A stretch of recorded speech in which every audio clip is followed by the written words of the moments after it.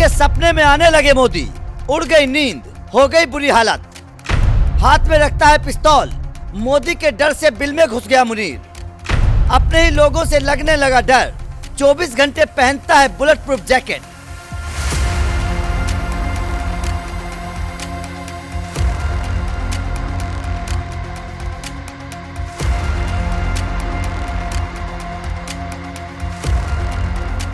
कहते हैं कि शेर चाहे कितना भी बूढ़ा हो जाए, लेकिन उसका रौब कभी खत्म नहीं होता।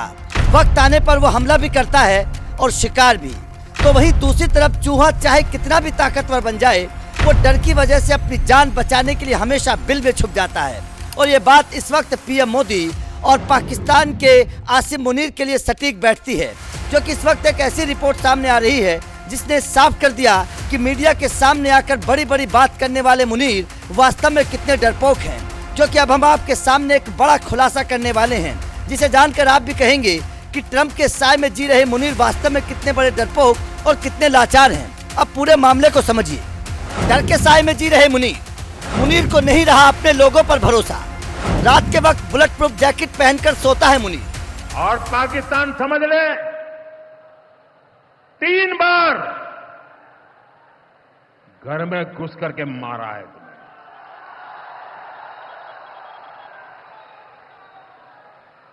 हम शक्ति को पूजने वाले लोग, हम महिषासुर मर्दिनी को पूजते हैं। बंगाल टाइगर की इस धरती से 140 करोड़ भारतीयों का ऐलान है।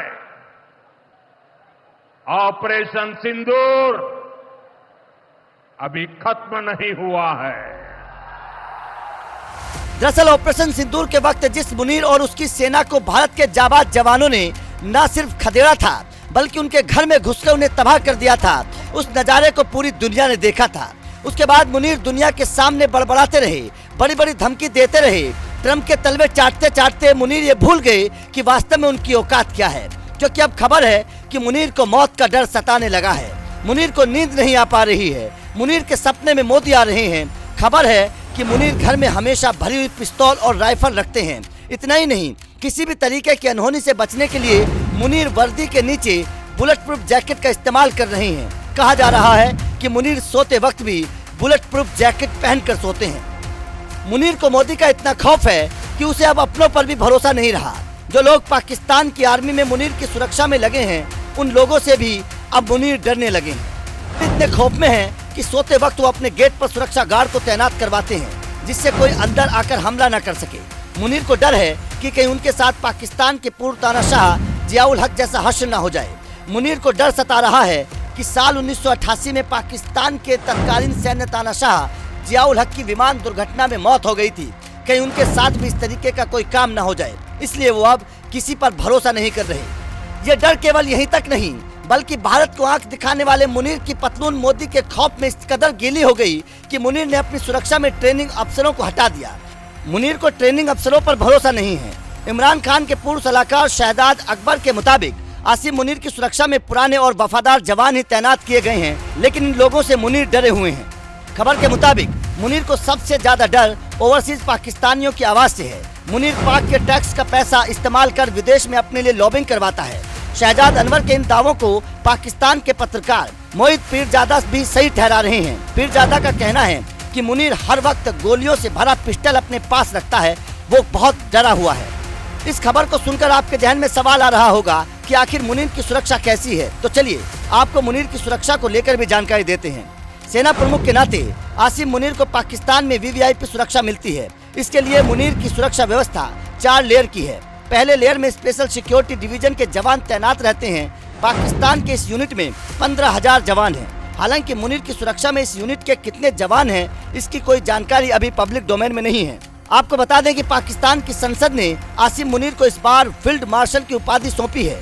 इसके अलावा मुनीर को तीनों सेना का प्रमुख बनाया गया है। मुनीर को परमाणु हथियारों से जुड़े फैसले लेने का भी पूरा अधिकार है। इतनी ताकत होने के बाद भी अगर मुनीर इस कदर डरे हुए हैं कि सोते वक्त भी बुलेट प्रूफ जैकेट पहनकर सोते हैं, तो आप अंदाजा लगा सकते हैं कि मोदी का खौफ मुनीर के सीने में कितना है।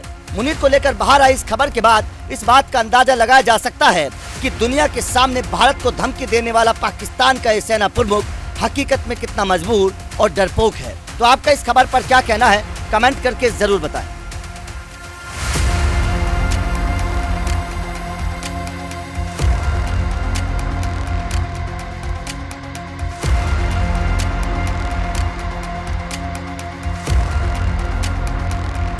ये चार कुछ ऐसी चीज है, अगर आपको सिंपल वर्ड में बोलूं तो आगे आने वाले दिन कैसे होंगे उसके लिए आप और हम किम कर्तव्य विमूढ़। हमें पता नहीं कल कैसे आने वाला है। ट्रम्प जी आज क्या कर रहे हैं, मेरे ख्याल से ट्रम्प जी को भी नहीं पता होगा कल क्या करने जा रहे हैं। तो कहने का ये मतलब है कि चैलेंजेस इतनी जल्दी आ रहे हैं कि आप जब तक पुराने चैलेंज को पकड़ने की कोशिश करते हो, नया चैलेंज सामने आ रहा है। और वही सुरक्षा चुनौतियां जो हैं हमारी सेना के सामने, चाहे वो सीमा पर, चाहे आतंकवाद हो, चाहे प्राकृतिक आपदा हो, या साइबर वॉरफेयर जो नया शुरू हुआ है, स्पेस वॉरफेयर, सैटेलाइट्स वगैरह जो नई चीजें शुरू हुई हैं, केमिकल, बायोलॉजिकल, रेडियोलॉजिकल जो नया शुरू हुआ है, और जो इंफॉर्मेशन वॉरफेयर, जिस तरह से अफवाहें फैलाई जाती हैं, जैसे आपने सुना था ऑफ सिंधु में बोला कराची पे अटैक कर दिया गया है, तो बहुत ऐसी खबरें आई थी जो हमें भी खबर लगती थी कहां से आई, किसने किया है, हम ढूंढते रह जाते थे। बट कहने का यह मतलब है कि इन सब चैलेंजेस के दायरे में जब आपको थल, नभ, जल और तीनों में काम करना है तो बहुत सारी चुनौतियां होती हैं। तो मैं आपको ऑफ सिंदूर से हमें क्या सबक मिला इसके बारे में कुछ बताना चाहूंगा। मैं मिलिट्री सबक के बारे में नहीं बताना चाहूंगा, मैं बताना चाहूंगा हमें जीवन में क्या सबक मिला उसमें। तो सबसे पहले जो ऑफ सिंदूर था वो दुश्मन पर विजय प्राप्त करने के अलावा संप्रभुता, अखंडता और शांति की पुनर्स्थापना की।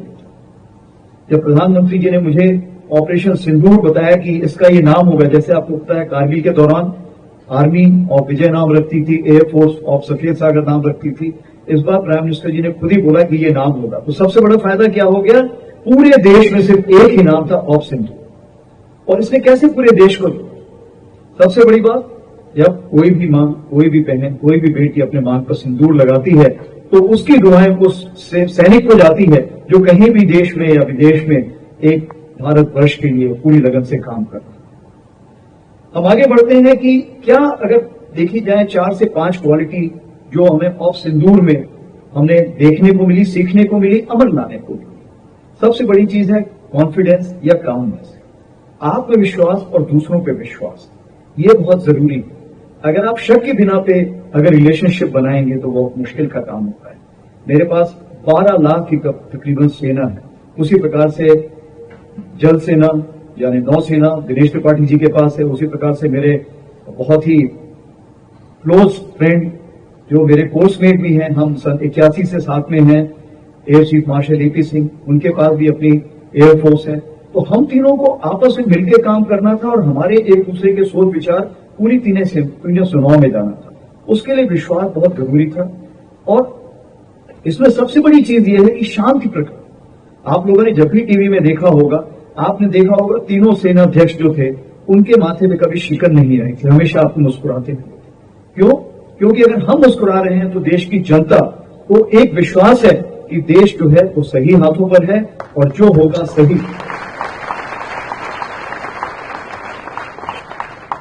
तो मैंने 5 सी लिखे हुए हैं। तो पहला सी है कॉन्फिडेंस, काम।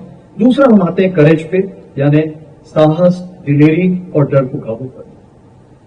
जब हम भी ऐसी कोई लड़ाई लड़ते हैं तो उसमें रिस्क फैक्टर बहुत होता है।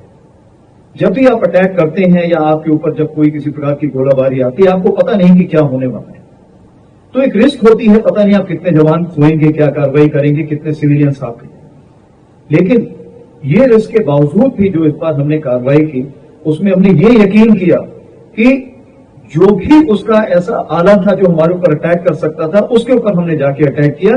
और उसके लिए चाहे हमें घर में घुस के मारने की जरूरत पड़ी, 100 किलोमीटर तक हम गए।